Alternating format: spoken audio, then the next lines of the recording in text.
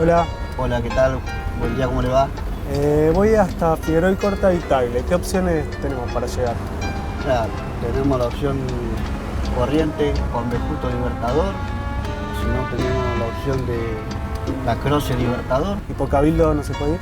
Cabildo tenemos que agarrar Cabildo, Santa Fe, La Cera, República de Brasil y salir Libertador. ¿Y Juan B. Justo cómo está hasta ahora? Juan B. Justo esta hora camina. Bueno, entonces podemos ir por Juan B. Justo. Perfecto, no hay ningún problema. Vamos por Juan B. Justo, Libertador y bajamos.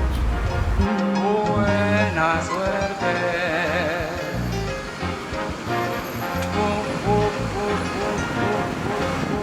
Buena suerte. Bueno, te tomaste un taxi para venir acá. Él es Pedro Beckenstein y habla de neurociencia aquí en Científicos Industria Argentina y necesitaría que me expliques qué tiene que ver con la memoria del taxista o la elección del camino. El taxi como excusa para hablar de neurociencia. Bueno, Esto tiene que ver con unos experimentos que se hicieron hace varios años en Londres, en donde a los taxistas de Londres se les midió el volumen del hipocampo, que es una zona que tiene que ver con la memoria. hay algo que deberías decir, porque para ser taxista en Londres, en Inglaterra en realidad, hay que hacer un curso de 1 año. Exactamente. O sea que te toman examen a ver si efectivamente vos tenés que saber los nombres de todas las calles, cómo ir de un punto A a un punto B de distintas maneras. No es trivial, no es que yo tengo un auto, más o menos sé, pongo el GPS y voy. No, de hecho el examen es extremadamente estricto y no sé qué porcentaje, pero hay gente que no lo pasa nunca ese examen.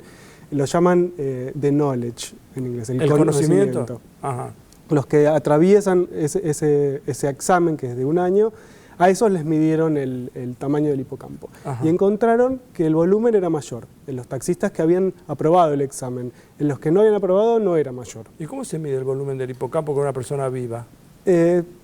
Digamos, es parecido a lo que sería un escáner para hacer resonancia del del que se usa. ¿Ah, sí? Sí. ¿Y los taxistas aceptan eso? Sí, digamos, si no son claustrofóbicos, uno los puede poner Bueno. en el escáner, es un rato, y eso analiza la estructura y el volumen del cerebro. Y se compara contra un hipocampo promedio. Se compara en este caso lo compararon contra no taxistas, Claro. digamos, y también hicieron esta comparación de algunos que habían empezado el curso y no lo habían terminado nunca con los que habían finalizado el curso. ¿Y no pudieron medir con los que empezaron el hipocampo antes de haber empezado y después de haber pasado? Ese experimento no lo hicieron, que sería el experimento longitudinal, porque bueno... Pero ese es un el año. experimento, es decir, bueno, el hipocampo se le fue modificando durante el año. Si Sí. no, qué Sí. sé yo, ¿no? Bueno, pero ya el hecho de tener algunos que hicieron el curso pero no aprobaron y en esos no se ve el aumento en el volumen es bastante interesante de alguna manera.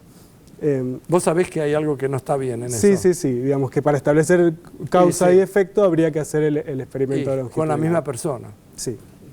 Pero igual. Pero igual, estos experimentos fueron muy interesantes porque empezaron a hablar de que quizás usar de alguna manera la memoria espacial, la memoria del espacio, de la orientación y la navegación, de alguna manera afectaba lo que pasaba en el hipocampo.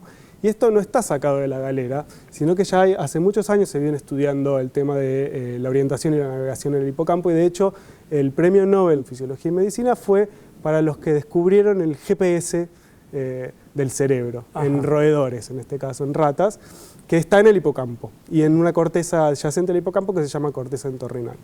¿Se llama corteza? Corteza entorrinal. Endorrinal. Entorrinal. Ento. Sí. Ujú. ¿Y qué quiere decir ento? Porque Son esos nombres que ponen vienen- los taximetreros londinenses. Exactamente, sí, vendrá Los que del pasan griego, el del examen. latín, sí. Sí. Pero ¿qué es lo que descubrieron? ¿Por qué fue tan importante lo que descubrieron?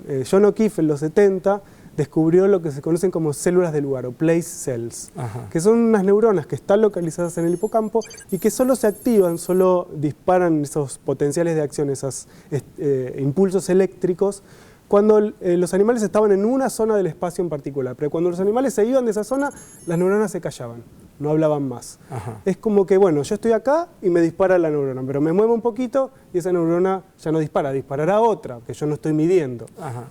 Entonces empezaron a pensar que estas células lo que hacían era, de alguna manera, codificar el espacio en donde los animales se movían.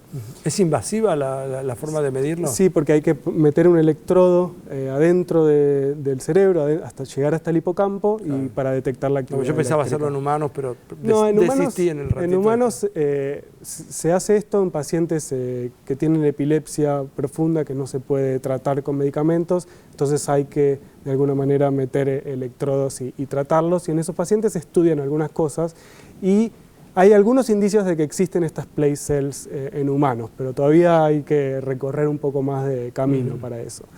Entonces eso es lo que descubrió John O'Keefe en los 70, y que la mitad del premio Nobel fue para él. La otra mitad fue para Edward y May-Britt Moser, que están en Noruega, y que descubrieron lo que se llaman grid cells, o células en grilla, que no están en el hipocampo, están en la corteza entorrinal, que es una corteza que se comunica con el hipocampo, está al lado. Y estas células hacen algo parecido a las place cells, pero en vez de disparar en unas o de activarse en una sola región del espacio, se activan en varias regiones del espacio al mismo tiempo. Digamos, cuando la rata está acá se activa, cuando la rata está acá se activa, cuando la rata está acá se activa, y forman un patrón hexagonal, cómo se activan esas neuronas. Como un panal. Sí, exactamente. Entonces, si uno piensa que, bueno, yo tengo esta neurona que tiene este panal, así, ¿no? esta manera de activarse, tengo la neurona al lado que se activa en otro panal, y si uno va superponiendo todas esas maneras de activarse de las neuronas, en realidad cubre todo el espacio. Y lo interesante es que están estudiando si esas grid cells aparecen con la experiencia o aparecen desde el nacimiento. Pero es como una red neuronal que se va, digamos, yo voy formando circuitos como los que hacen los taximetreros seguramente para poder ir de un punto A a un punto B. Sí, pero lo interesante es que esta red, digamos, esta manera en la que se activan estas células existe más o menos desde el nacimiento. Entonces es más la idea de que esta red existe y uno le va incorporando la información a la red, y no que la red se va modificando cuando yo voy incorporando la información. Y eso es como muy interesante porque es pensar que hay algo en el cerebro que está cableado y está estructurado, tiene una arquitectura que permite hacer determinadas cosas y probablemente otras no. Lo interesante de lo que cuenta Pedro Beckenstein, cuando habla de neurociencia, a mí, aparte de cuando vos venís y contás los experimentos, a mí lo que me parece interesantísimo es el diseño del experimento.